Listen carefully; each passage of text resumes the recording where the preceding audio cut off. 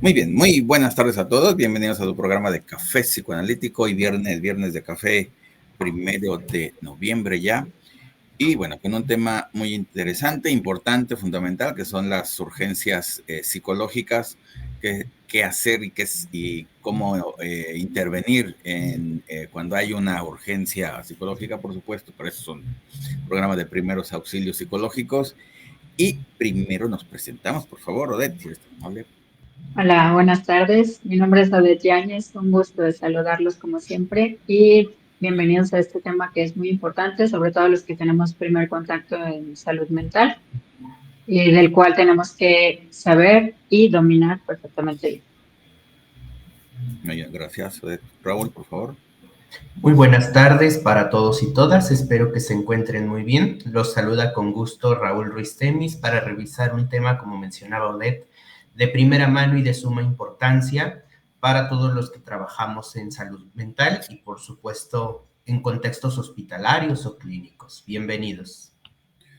El título, como pudieron ver en la publicidad, es intervención de primera y segunda instancia. Un poco lo mencionábamos ya en programas anteriores. La primera instancia se circunscribe a esta intervención a través de los primeros auxilios psicológicos, mientras que la segunda instancia se circunscribe a la aplicación de una psicoterapia breve o focalizada, como también se le llega a denominar, para poder sostener al sujeto o contenerlo cognitivamente según sea el tipo de crisis que esté enfrentando y de esta manera propiciar su adaptación nuevamente al medio social o, atendiéndolo en nuestra terminología, al principio de realidad. Recordemos que cuando hablamos de primeros auxilios psicológicos y por supuesto las intervenciones de segunda instancia desde la propuesta multimodal que propone Carl Slyke, estamos bajo modelos teóricos mucho más cercanos a la psicología conductual y cognitiva. Eso no quiere decir que en el ejercicio psicoanalítico no se puedan aprovechar estas herramientas, porque definitivamente vamos a adquirir estrategias, vamos a desarrollar técnicas de intervención que nos permitan contactar con el sufrimiento del otro, reconociendo que no estamos en la misma circunstancia del otro. Y desde ahí, pues estaremos trabajando con algunas contenciones, sostencias, metabolizaciones de angustias y demás. Cuando hablamos de teoría de la crisis, tenemos que hacer dos acepciones importantes. La primera es la que corresponde a las crisis circunstanciales, aquellas que suceden de manera intempestiva y que no precisamente tienen una oportunidad de ser previstas, llámense fenómenos naturales como temblores, como inundaciones, terremotos, pero también tenemos la segunda acepción que son las crisis del desarrollo. Estos periodos de tránsito de una etapa de vida a otra que también implican una potencial desestructuración para los sujetos que no tienen la fortaleza yoica para hacer afrenta a todos estos cambios de la infancia a la adolescencia, de la adolescencia a la adultez joven, de a lo mejor la soltería, el matrimonio y por supuesto algunos otros fenómenos como la vejez, el embarazo, la viudez y que por lo tanto van a asignar un puente importante en la subjetividad de los pacientes que consulten quizá por estos motivos, ¿no? Así que es importante tener todas estas bases para tener también la oportunidad de saber hacia dónde se dirigen nuestras intervenciones focalizadas. Aprovechando que ya llegó el maestro Ángel, pues le cedo la palabra.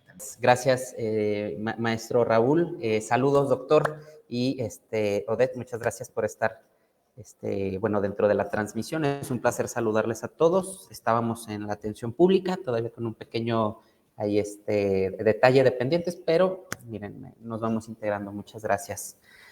Para todas y para todos, bueno, aperturando el tema de las intervenciones en crisis, es cierto que una metodología de intervención en crisis, bueno, se aboca un poquito a los modelos terapéuticos, claro.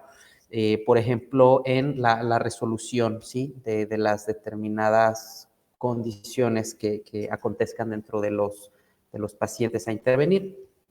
Estas situaciones, si bien son crisis del desarrollo vital, al menos en una primera instancia se realizan las indicaciones de que puedan ser realizadas por una persona que tenga una especialización. En primer filtro, no importa que no sea un psicólogo clínico, un psicoterapeuta, puede ser un consejero, puede ser alguien de protección civil, puede ser una persona que se dedique a otro tipo de modalidades técnicas, pero que sí tenga una especialización, al menos en un primer filtro, porque de esta manera se puede desarrollar un grupo de estrategias y de condiciones previas para poder acompañar a la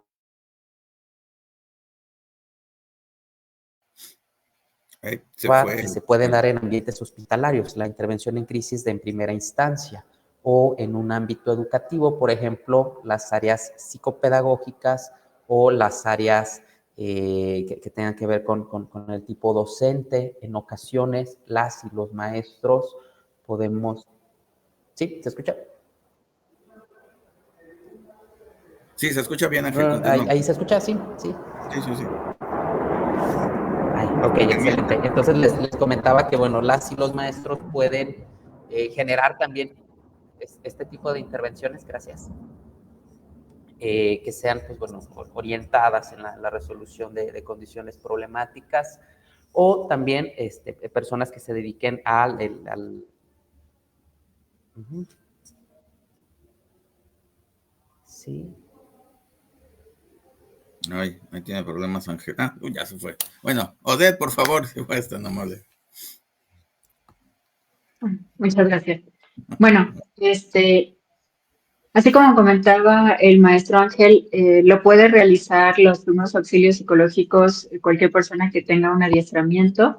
No tiene que ser forzosamente alguien que se dedique al área clínica, no tiene que ser forzosamente un psicólogo clínico, un psiquiatra. Sin embargo, es importante establecer que hay ciertos puntos que no podemos dejar pasar, tales como lo más importante va a ser siempre hacer una alianza empática con el paciente. Esto va a variar dependiendo de si estamos con un paciente que es muy joven, o sea, si estamos hablando de un niño, si es un joven como tal, si es un adulto, si es una persona anciana, y también dependiendo del estado en que se encuentra el paciente. Muy probablemente si está en un estado de shock, un estado disociativo, un estado psicótico, difícilmente vamos a poder establecer esta alianza. Esto ya es algo que debería de pasarse a una persona que tenga una mayor especialización en este manejo. Sin embargo, si estamos hablando de una persona, digamos, adulto promedio que está pasando por una crisis, lo primero que vamos a hacer entonces sí es establecer nuestro contacto empático. Esto significa que la conversación deberá de ir dirigida a que se explaye. No hay que hacer preguntas concretas de sí o no, sino que debe de haber una expresión fluente de la emoción actual del paciente. Muchas veces con el simple hecho de que lo hable, con el verbalizar, baja mucho la angustia, baja mucho la crisis. Entonces, eso es vital como de primera instancia y hay puede haber, y he llegado a ver que en algunos casos se maneja como el paciente está en crisis y se le dice, sobre todo como por ejemplo por los papás, ¿no? Así de, ay, no, ¿por qué te preocupas de eso? Yo he vivido esto, y el anular la emoción del sujeto que está sufriendo en ese momento, lo único que hace es traumatizarlo más y exacerbar su estado de angustia actual. Entonces, ese como primer punto de vital importancia. Podemos seguir después con la examinación de las dimensiones actuales del problema. Hay que hacer una retrospectiva, cómo estaba el paciente previo al trauma, previo a este evento que le ha generado la ansiedad, la angustia, en sí, pues el evento, y cómo está actualmente. De aquí vamos a partir para ver cuáles son las fortalezas y las debilidades de cada uno y sobre qué podemos trabajar. Hay personas que tienen una tendencia a solicitar que se les quite en ese momento el malestar y ya. no importa más, solo quítame lo que siento, y no tienen como una visión a futuro, no hay como la demanda de que se haya una estabilización a largo plazo, vamos. Entonces, hay que empezar a ver como todos este tipo de cuestiones, debilidades, fortalezas de los pacientes, y a partir de esto poder hacer un plan de soluciones tanto a mediano, bueno, a corto plazo, a mediano plazo. No se pueden solucionar todas las situaciones, los problemas en el mismo momento, en este mismo instante, no vamos a solucionar todo lo que ya trae. Entonces, pues fijarnos en qué es lo que está sucediendo en este momento, qué es lo que se ha hecho hasta este momento para lidiar con ello, qué es lo que podríamos hacer para lidiar con ello. Y así ir estableciendo también o fomentando que el paciente mismo haga vías de solución de problemas para sí mismo. Ahora, si estamos viendo que es un paciente que no está en la habilidad, por ejemplo, yo me refería a un paciente psicótico, no podríamos tener no podríamos hacer que él tenga una planeación. Entonces deberemos de no nada más no nada más intervenir nosotros, sino utilizar a un medio social, es decir, la familia o personas cercanas, para que nos ayuden a llevar a cabo esta mejora. Y pues por último, el seguimiento, que en el seguimiento debemos de darlo nosotros mismos, no tratar de derivarlo a alguien más, ya que, bueno, de primero, apenas el paciente ha establecido una confianza y está en este momento vulnerable. Entonces, el pasar a otra persona el caso puede sentirlo el paciente como un rechazo, puede haber una regresión de lo que ya se había ganado. Entonces, por lo tanto, el seguimiento se debe dar por nosotros mismos. No me refiero a algo a largo plazo, pero sí al menos dar algunas visitas. Hay pacientes que son de gran complejidad, por ejemplo, en el caso de los niños y en el caso de traumas muy importantes, ya lo comentaba el maestro Raúl, como en catástrofes, pero también en cosas individuales, por ejemplo, eh, abuso sexual, en el caso de alguna rapto, no sé cómo decirlo, es secuestro. En el caso del secuestro, todo esto son casos muy complejos y que muchas veces se pone difícil la primera intervención, sobre todo porque tenemos que tener mucho miedo, mucho cuidado de no revictimizar al paciente. Entonces, esto como preámbulo en general, esperando que mis compañeros complementen lo que me haya hecho falta, y ya, sería todo. Gracias, Odette. Ángel, continúa, por favor. Ahora sí, ya una disculpa, perdón a todos. De repente falló un poquito la señal. Bueno, estamos ya enviando correos para que todo mejore en las instancias de salud mental. Entonces, bueno, gracias, compañeros, por comenzar también el desarrollo del tema.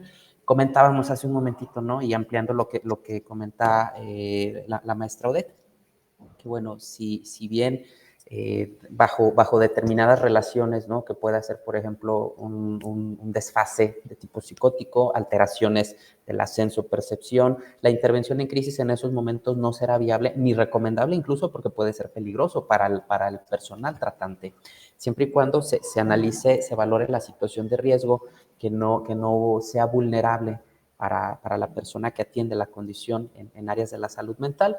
Se puede dar un grado de elemento progresivo.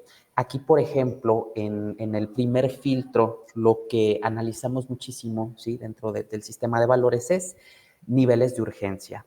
Si la persona presenta una urgencia a nivel médico, llámese una hemorragia, llámese la presencia de alguna herida que pudiera ser prominente o con un grado profuso, o algún tipo de alteración orgánica, ¿sí? Que no permita entonces una conducción psicológica, se atiende a nivel orgánico, ¿no? El nivel médico se atiende primero antes de cualquier valoración a nivel de lo psicológico, porque precisamente vamos por grados de urgencia. Si no tenemos un funcionamiento orgánico medianamente estable, no tendría sentido entonces abordar condiciones psicológicas meramente en este filtro, porque la persona entrará en una fase de bloqueo. Es muy probable que suceda de esta manera, por eso se derivan las determinadas instancias. Por ejemplo, los protocolos de acción a nivel salud pública refiere, en caso de necesitar medicina general, adelante, que sea primero este tipo de intervención antes de las condiciones psicológicas. En caso de que se requiera algún tipo de intervención, por ejemplo, en algún accidente, protección civil, adelante, en caso de que sea necesaria esta derivación. Y trabajo social, por ejemplo, también nos apoya muchísimo dentro del área interdisciplinaria para valorar estos sentidos de urgencia. Si, por ejemplo, la persona con la cual nosotros estamos generando este trato, ¿sí?, a nivel profesional, no presenta estos valores, y claro que se genera la condición de evaluación de los procesos psicológicos y manutención del desarrollo de estrategias, ¿sí?, para vincularse en un sentido de realidad, entonces efectuamos la primera instancia de intervención, lo que es referido por SlideQ, por ejemplo, como la intervención del primer filtro, donde yo, de una manera muy receptiva, ampliando el sentido del rapport, por ejemplo, ¿sí?, me acerco a la persona con cierto cuidado, me presento como tal y solicito el permiso para poderme acercar cada vez más, ¿no?, a la persona. No es necesario hacer contacto físico en todas las ocasiones, con que podamos mantener sobre todo la identificación con la mirada de la persona, ¿sí? Esto nos apoya muchísimo, ¿sí? Valoramos si la persona requiere algo en ese momento, ¿sí? Por ejemplo, agua o, por ejemplo, algún alimento que podamos nosotros solicitar a las personas de apoyo, adelante. Se realiza, no sabemos si la persona ya ha comido algún alimento, y por eso mismo también hacemos la propuesta, ¿sí?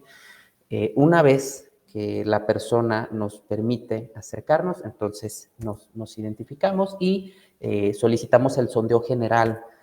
¿Qué ha sucedido? ¿Cómo recuerdas que ha pasado? ¿Quiénes eran las personas dentro de la principal escena? ¿Sí? ¿Cómo sucedió? Y ¿dónde recuerdas que pasó?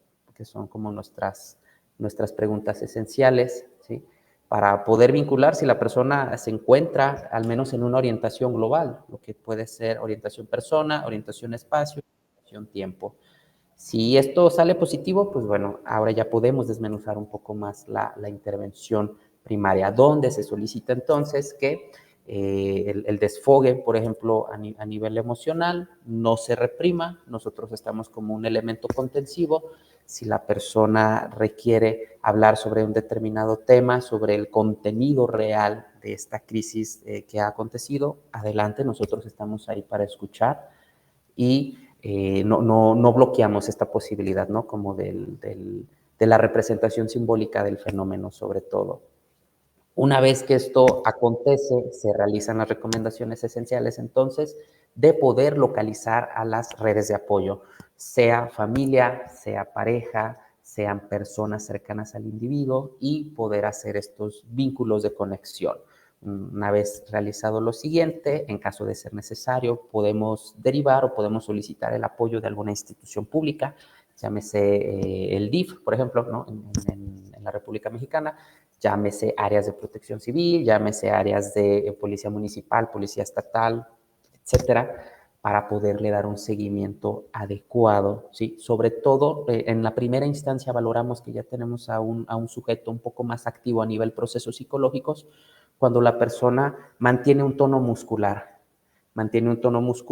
y es capaz de mirar con mayor cercanía al profesionista, ¿sí?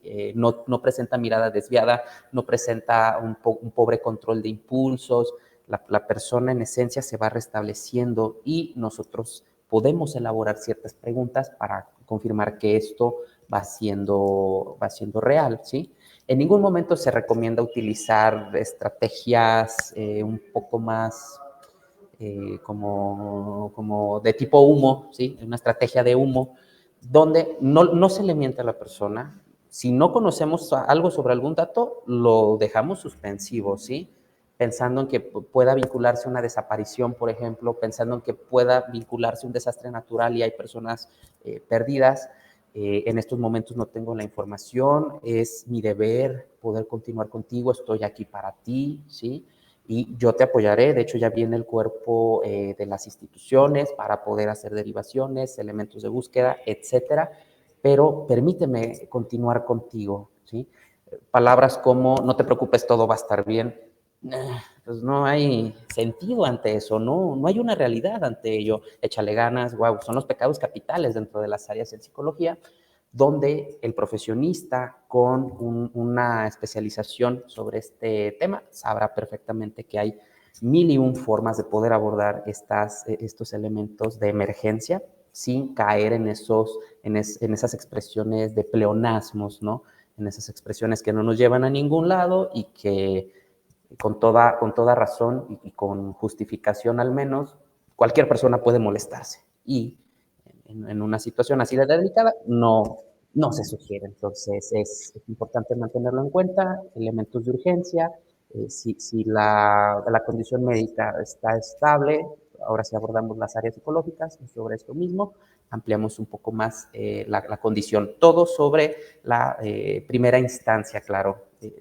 Paso palabra si alguien desea abordar otro tópico, con gusto. Sí, bueno, esto que dicen de lo que es, bueno, esos primeros auxilios que se requieren para darle a la persona que lo necesita en ese momento. A ver, ya se me escucha ya, ¿verdad? Les decía, estos primeros auxilios que se tiene que dar a una persona, a una situación de urgencia, ya sea un intento de suicidio, si sea algo, como decía, bueno, el libro, alguna, violencia física, violencia familiar, de la pareja, un secuestro, como decían. Entonces, bueno, son situaciones que la persona llega con el especialista, con el clínico, y bueno, lo tiene que contar, ¿no? Y hay una manera correcta de hacerlo, y como bien lo dicen, una manera incorrecta de hacerlo, y por esa razón la importancia de saber qué hacer y qué no hacer. Por ejemplo, en el libro nos cuenta de que, bueno, el primer contacto psicológico, lo que se tiene que hacer, bueno, como decían, escuchar de manera cuidadosa, reflejar sentimientos y hechos y comunicar aceptación, ¿no? Y lo que no se debe de hacer es contar la propia historia de la persona que está escuchando, que se vuelve ahí todo lo contrario, el de la urgencia quiere contar y resulta que le están contando la historia que se le parece y dice, mi historia es más interesante que la tuya y yo te la voy a contar, ¿verdad? Eso no se tiene que hacer, por supuesto. Ignorar sentimientos y hechos y, como bien decía, ¿no? El despreciar lo que está diciendo el paciente, de que no es tan importante como él lo dice, o juzgar o tomar partido, ¿no? También juzgar, como bien lo saben, en consulta no se debe hacer, está prohibido. Entonces, bueno, el decirle que está bien, que está mal, que qué bueno, que qué malo, dices, no, eso no le va a servir, y por eso mismo es que, bueno, esas son lo que se debe de hacer y lo que no se debe de hacer. En la segunda parte, que es dimensionar el problema, bueno, lo que se debe de hacer, el plantear preguntas abiertas, a pedir a la persona que sea concreta y evaluar la mortalidad, bueno, fundamental, ¿no? Lo que no se debe de hacer es depender de preguntas de sí o no, ¿no? Yo creo que es lo más horrible que puede suceder a un paciente, que le pregunten o que le hagan como un cuestionario de cierto o falso, y dice, bueno, eso es lo más incompetente que se puede hacer una persona que está en una situación de urgencia, y solamente preguntarle cosas con respuesta de sí, no, ¿no? Ahí se obtura la cuestión de hablar del paciente. Tampoco se debe de permitir abstracciones continuas y dejar a un lado, digamos, las señales de peligro. Bueno, eso es lo que no se debe de hacer. Así que, bueno, para que vean que hay cosas fundamentales, importantísimas, de lo que sí se debe hacer una buena intervención, una buena, unos buenos primeros auxilios para poder ayudar al paciente y que salga de esa situación de peligro, de urgencia o de todo lo que ya sabemos. Por favor, Raúl. Gracias. Retomando esta parte de la expresión fluida que debemos permitir a la persona en crisis, Es cierto que aun cuando permitimos que se desahogue o que entre tal cual en catarsis o en abreacción, nuestra escucha no es ingenua. Nuestra escucha tiene que estar orientada precisamente al menos desde la propuesta de SlideQ, la elaboración de un perfil que nos permita entender la situación actual de la persona. Ya nos mencionaba un poco el maestro Ángel sobre esta exploración del estado mental a partir de la identificación de cómo se encuentran los procesos psicológicos básicos y superiores, ¿no? La atención, la memoria, la apreciación del tiempo, del espacio, de las personas, las emociones, las cogniciones, etcétera. Pero también vamos a tener que ir armando un fundamento que el autor acota bajo el nombre de modelo SIC, ¿no? Que es la exploración de los componentes conductuales, afectivos, somáticos, interpersonales y cognitivos, que nos ayudarán entonces también, uno, a asentarlo en principio de realidad y dos, a tener una impresión potencialmente diagnóstica, no tanto en estructuras, sino en tanto momento actual de la crisis, ¿no? Y entonces, ¿qué hace? ¿Qué ha dejado de hacer? ¿Qué siente? ¿Qué ha dejado de sentir? Y cómo se viene manifestando esto en el cuerpo, en el pensamiento, y vamos entretejiéndolo con nuestra teoría psicoanalítica. Por ejemplo, en el área de los afectos, habrá que ver qué contenidos existen relacionados al amor, al odio, a la ternura, por supuesto, aquellos elementos que puedan despertar cierta culpa. Cuando hablamos sobre cuestiones somáticas, ver si se trata de alguna aparición que refiera quizá a un fenómeno conversivo o es la propiciación de una extensión psicosomática propiamente. Cuando hablamos a YouTube, especificando pues cada uno de estos elementos. Cuando nos remitimos a las cuestiones cognitivas, incluso ahí podríamos entretejer un poco las defensas, si está reprimiendo, si está escindiendo, si hay forclusiones parciales o íntegras, por nombrarlas de alguna manera, si hay desplazamientos, si hay denegaciones, si hay desmentidas, porque todo esto nos permite armar una base, un fundamento sobre cómo estamos contactando con pues este potencial paciente. Ahora, es cierto que se ha dado mucho auge en instruir en primeros auxilios físicos. Ahora tenemos que pugnar por instruir en primeros auxilios psicológicos, con una salvedad importante. Así como saber de primeros auxilios físicos no nos convierte en médicos, saber de primeros auxilios psicológicos no nos convierte en psicólogos. Y ese es un problema que muchos paraprofesionales, como personas del clero, personas de los deportes, personas de la cultura del medio social, creen que por tener instrucción en estas áreas pueden hacer un seguimiento mucho más profundo. Y ese es un error. La parte profunda, la parte de la segunda instancia, que es la intervención propiamente ya para la crisis, es propia de profesionales de la salud mental, psicólogos, psicoterapeutas, psicoanalistas, que por supuesto estén capacitados para llevarla a cabo. Incluso psiquiatras, por ejemplo, o médicos que hayan hecho alguna formación complementaria a su línea de formación base, ¿no? Entonces, tenemos que tener estas salvedades también porque no podemos perder de vista que se trata de la subjetividad de un humano, de la constitución propia de un otro que, como mencionaban también, me parece que Odette, no podemos seguir vulnerabilizando, no lo podemos revictimizar. Y un traspié, por accidental que sea en la intervención con ellos, puede resultar fatídico. Maestro Ángel.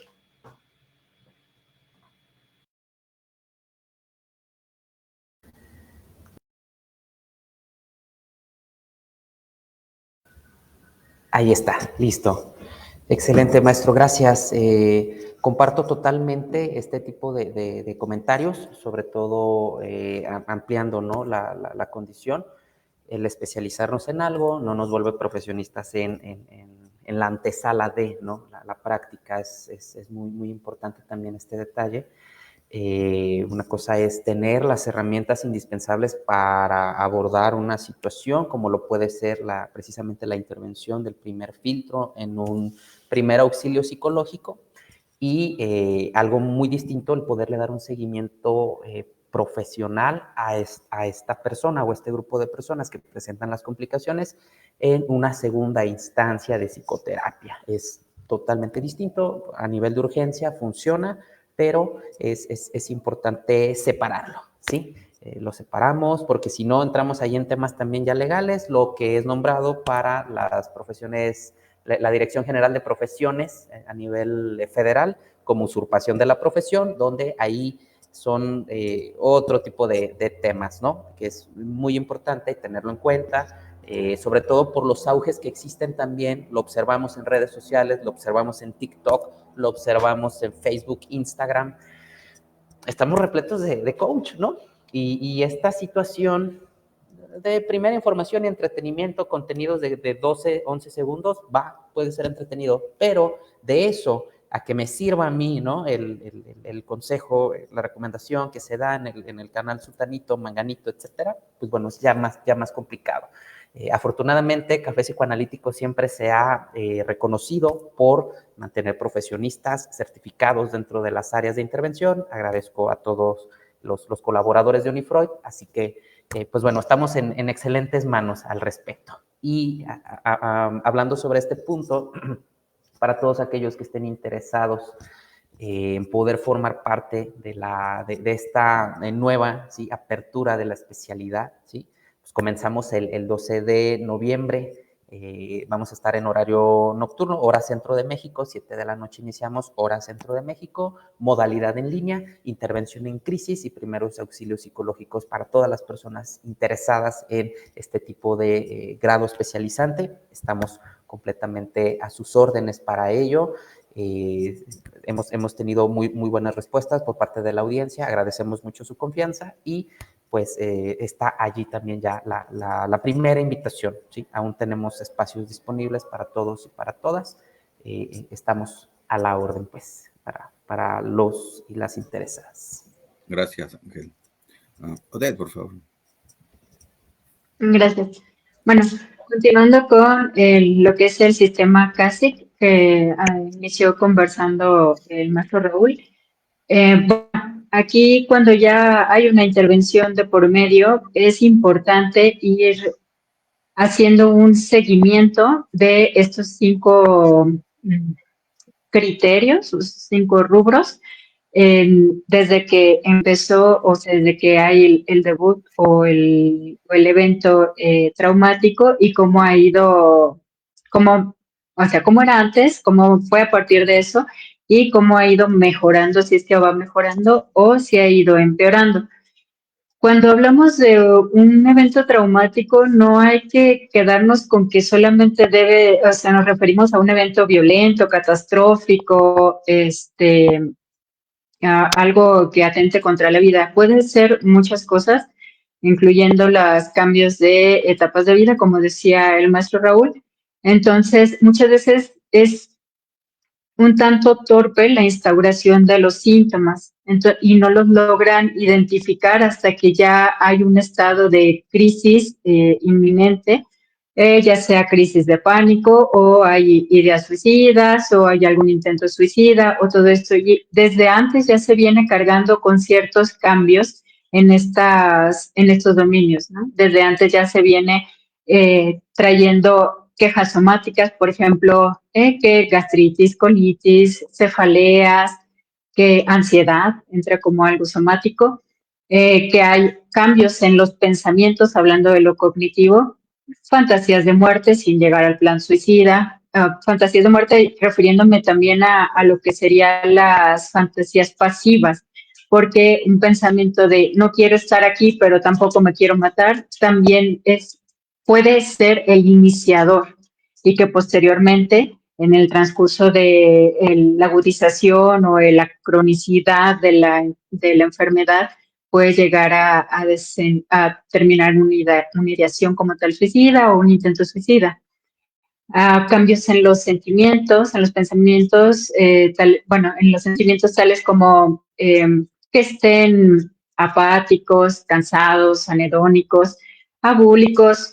Empiezan con estos cambios, aunque parecen sutiles. Ya no me quiero levantar a ir a trabajar, ya no se me antoja salir con mis amigos, y entonces se empieza a instaurar poco a poco, ¿no? Y finalmente, las adaptaciones conductuales y lo interpersonal viene también relacionado con eso, un fallo académico, un fallo laboral, un fallo en la familia, en la pareja. Entonces, hay que determinar también ya en el seguimiento, ya hablando en el ámbito meramente de la salud mental, no como primer auxilio primario, sino que ahí hay que ir identificando desde cuándo se ha instaurado esto con el fin de ver de dónde viene esta crisis, qué es lo que la está detonando. Y una cosa que yo he notado mucho que le tienen miedo es a todo lo que es el complejo suicida.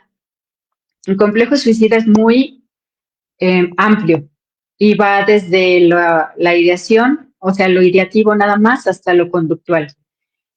Y de la parte ideativa hay podemos referirnos a lo pasivo y a lo activo. Lo pasivo es ya no quisiera vivir, lo activo es ya no quiero vivir y voy a hacer tal cosa. Entre ellos está el gesto suicida, que por lo general es un intento que no llega a realizarse, sino solamente como en la demanda de hacerlo. Y está el intento suicida. Estos intentos suicidas pueden ser, muchas veces los pacientes lo llegan a identificar como, pues es que era para que me pusieran atención, es que es un grito de ayuda, es que no necesariamente se quieren morir, ¿no? Entonces, el saber diferenciar cada una de estas cosas es importante para poder hacer una buena semiología y saber cómo vamos a tratar esto. Si requiere finalmente de ayuda farmacológica, sería necesario mandarlo con los psiquiatras, o si solamente con la terapia es suficiente, pues entonces se mantiene ahí.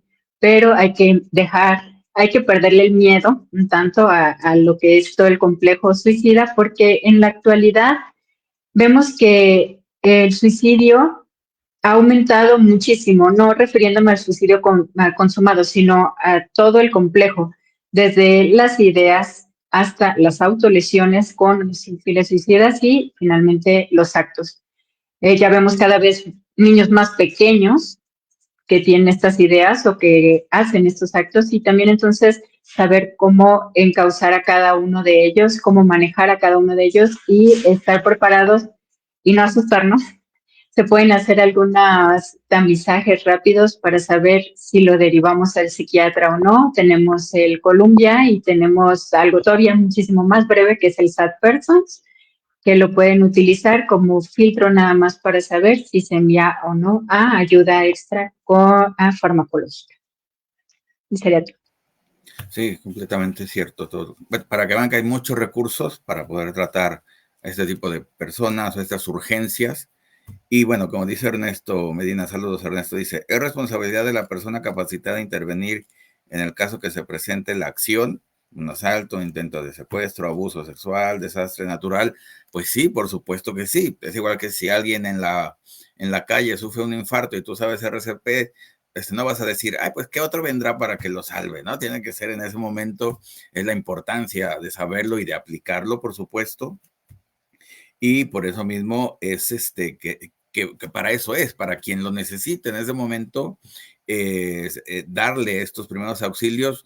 Estamos acostumbrados, ciertamente los servicios de urgencias, tanto de medicina como de psicología, también están presentes, los números telefónicos para poder llamar, también ahí están, pero bueno, esas son, digamos, como más controladas o ya se sabe cómo, pero cuando aparezca la situación, por supuesto que se tiene que dar, ¿no? Y dice Ernesto también, ¿cuál es el libro? Se llama Intervención en Crisis de Manual Moderno, ¿no? Ese es el libro como tal. Así que bueno, también. Y otra cosa importante del quinto paso, que es el seguimiento, de que cuando una vez que se interviene a la persona y ya se termina la primera instancia, debe de pasar ciertamente a la segunda instancia que ya es la psicoterapia como tal, y la persona tiene que asegurarse de que la persona vaya a terapia o inicie la terapia, porque no lo tiene que dejar al aire, ¿no? Es lo que no se tiene que hacer, pensar de que la persona va a ir, va a seguir con las indicaciones y ya el día de mañana ya va a empezar la terapia, ¿no? Por decirlo de esa forma. Entonces, no, el profesional se tiene que asegurar que la persona inicie su terapia, pues para darle ese seguimiento. Si él mismo le va a dar la terapia, bueno, qué bien. Si se lo va a dar otro profesional, pues mucho mejor. Bueno, o igual, pues a fin de cuentas que se lo dé a alguien, pero tiene que estar asegurado de que inicie, porque de nada sirve salvarlo, lo voy a poner de esta manera, de nada sirve salvarlo de un intento suicida si no va a llevar terapia y quizás a la siguiente semana otra vez lo vaya a hacer este intento y ahora sí lo logre. Entonces, pues no sirvió de nada la primera intervención si no se da esta segunda intervención para ahora sí salvar la vida del paciente y para que tenga recursos, a fin de cuentas, para saber qué hacer cuando le llegue la angustia, el malestar, etc., etc. Y por lo tanto, bueno, ya el paciente tenga un mejor psiquismo, que es lo que siempre buscamos en toda terapia. Raúl, por favor.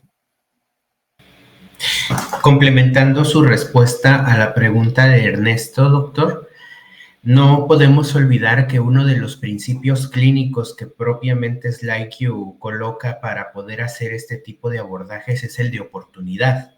Tenemos que saber qué tan oportuna es nuestra intervención y hasta dónde también llegan nuestras habilidades para poder hacerlo. Porque algo que tendríamos que evitar es, uno, el furor curandis, donde nosotros como psicólogos clínicos, psicoanalistas, psiquiatras, psicoterapeutas, creamos que sí o sí tenemos que sanar o curar al otro, independientemente de su autonomía y sus disposiciones particulares para hacer afronta a los fenómenos que le suceden. Y esto también va ligado a tener cierta autocrítica y cierto conocimiento sobre nuestros alcances, y lo ilustro con un ejemplo. En los terremotos, bueno, el terremoto temblor que hubo en el 2017, aquí en la Ciudad de México, que fue particularmente fuerte, recuerdo que, no hagan muchas cuentas, por favor, en ese entonces yo estaba estudiando en la institución académica y sale un docente y en el pleno momento del temblor una persona entra en crisis al grado tal que se desestructura, se desvanece, cae al piso.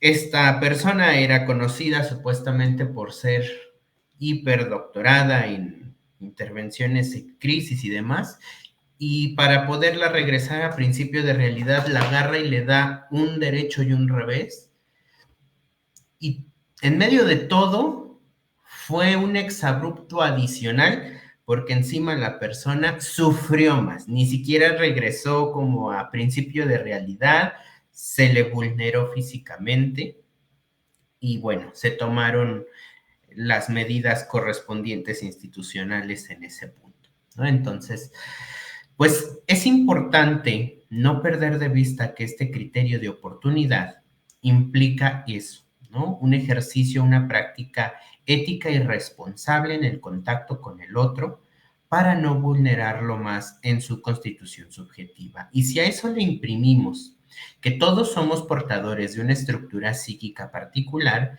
pensemos que si de por sí, por ejemplo, personas con una estructura límite inferior son altamente susceptibles a las vivencias traumáticas, algo que los desborde rápidamente puede ser tomado intempestivamente como mayor desestructuración. Y entonces no podemos tampoco actuar genéricamente. Tenemos que hacerlo con precaución y oportunidad. Se fue el maestro Ángel, entonces Odette, adelante. Gracias. Ay, qué bonita experiencia, ¿eh? Haber vivido eso. Qué bárbaros. Pero bueno, entonces sí, este es el ejemplo de tal cual lo que no se puede hacer llevado hasta un grado cómico, parece. Nada más, bueno, complementar que las crisis o los estados traumáticos, como les decía hace un momento, no necesariamente se refieren a algo del momento. Entonces, en muchas ocasiones es algo que ya se ha ido dando como microtraumas y que luego, sin identificar por qué, llega un evento que a veces ni tiene nada que ver, y aquí entramos nosotros en la parte del psicoanálisis, que no sabe ni qué es, algo muy inconsciente, y que hay una reacción desmedida. Entonces, aquí, si bien nosotros no, o sea, una persona que no esté conocida o adepta a este conocimiento pudiera pensar que no tiene ningún motivo de ser la reacción, para nosotros es importante darle su lugar como tal y manejarla como si fuera tal cual una crisis real.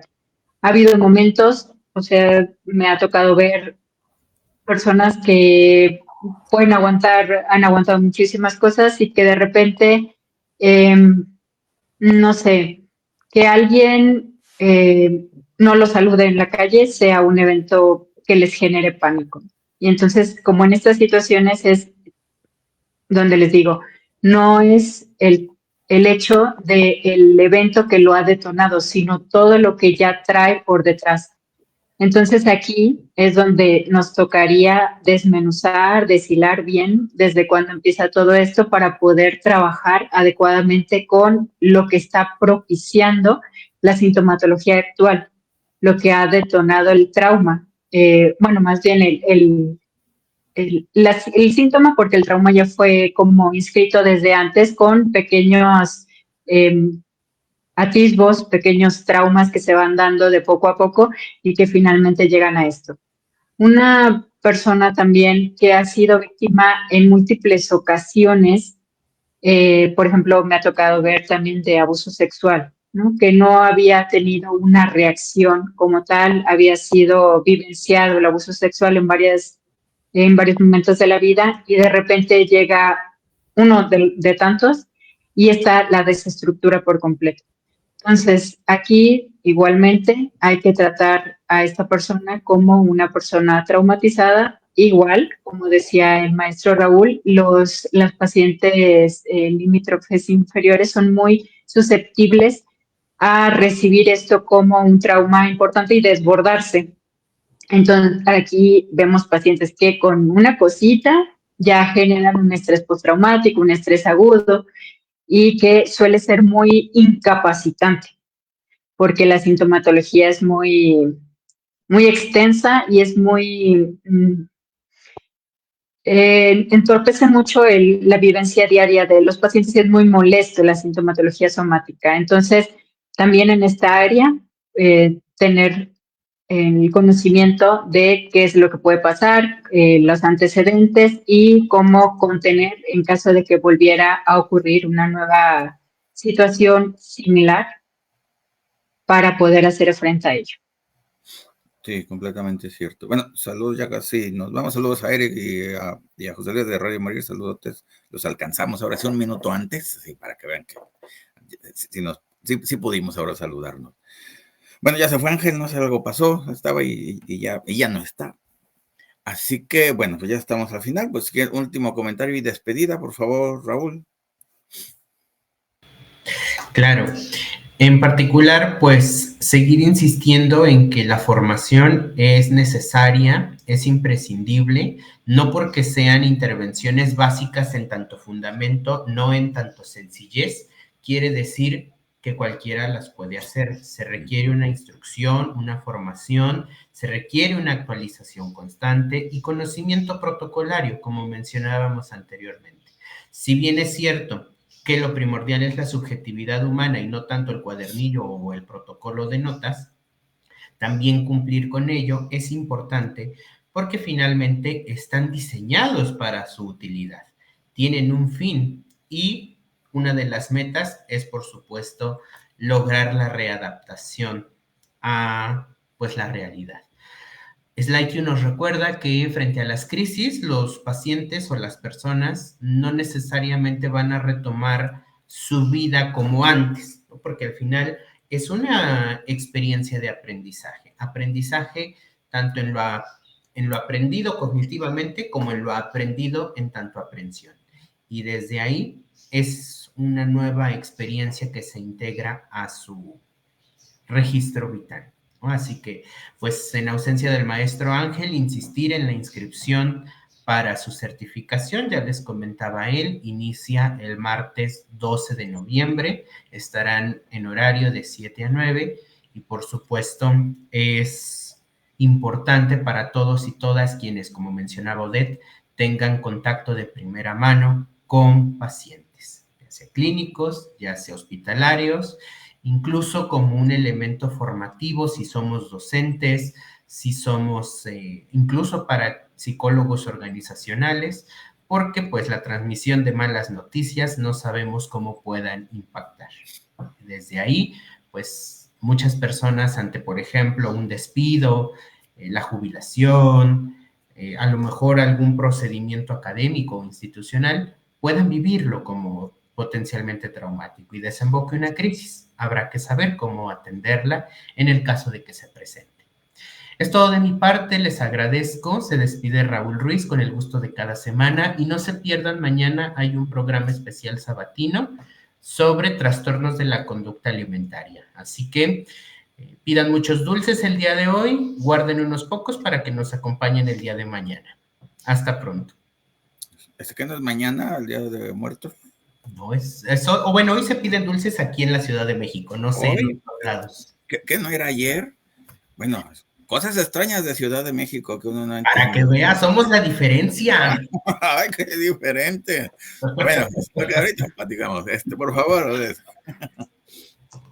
Bueno, pues nada más despedirme, les agradezco mucho la atención, invitarles igualmente que se sigan formando en estos temas y particularmente en esta nueva certificación que está lanzando Unifreud con la impartición del maestro Ángel, para que puedan tener un mejor manejo de todos sus pacientes, encontrándose en el área en que se encuentren, así como lo decía el maestro Raúl. Y pues, un gusto saludarles, un gusto verlos y nos vemos también mañana en el especial del sábado. Gracias, Raúl. Sí, bueno, Ángel ya no pudo, ya me dijo que no se pudo entrar, manda saludos a todos, muchas gracias, invitados a la especialidad, y bueno, es obligación, a fin de cuentas, de todo personal de salud, de ciencias de la salud, y de la salud, a fin de cuentas, saber de primeros auxilios psicológicos. Es como si un médico no supiera dar RCP o primeros auxilios, dices, pues, ¿cómo puedes? ¿No? Es como que no sabes. Así que cualquier psicólogo, bueno, las profesiones sí tienen que saber de primeros auxilios psicológicos definitivamente. Bueno, saludos a Ernesto Medina, Rafael Martínez, Domingo Báez, Guadalupe Moreno, don Guillermo Soria, Jun Gal, Alondra Celeste, y ya. Mañana, ¿qué hora es el programa? A las 3, para que no pierdan la costumbre de las 3 p.m. Sí, porque 3 a.m. no, esa hora es muy fea, así que 3 p.m. sí. Así que, bueno, saludos a los amigos que tenemos allá en España, en Valencia, que la están pasando ahorita feo. Y que, bueno, muchos abrazos y ya esperemos ya se acabe el problema. Y dice, ¿qué decían? ¿En dónde decían? Dice Ernesto, se pide calaverita el día 1 y el día 2 de noviembre. 2 días, ¿no? Pues si es que se trata de pedir 2 días, fíjense, deberían de tener también dos navidades también. Bueno, también la tienen, ¿verdad? El 25 y el 6. Bueno, allá en Ciudad de México saben festejar de más. Qué bueno, me da gusto. Ojalá acá nomás un día y ya de todo. Así que bueno. Y también que disfruten el pan de muerto y no le hagan como una niña que decía que no le gustaba el pan de muerto, no lo quería probar porque estaba hecho de muertos, así que bueno, hay que especificar también que no es harina nomás, y así se llama, es por el día, no por la sustancia, así que bueno, cosas extrañas que suceden, así que bueno. Muchas gracias, buenas tardes, Ernesto Medina, saludos, bueno, Vero Belro también saludos, bueno, muchas gracias a todos, cuídense mucho, nos vemos mañana que es un día especial sabatino, es una transmisión sabatina, así que bueno, abrazos todos, cuídense mucho, un abrazo, que estén muy bien, y bueno, nos vemos mañana, y mañana nos despedimos bien, así que gracias y adiós. Adiós. Adiós.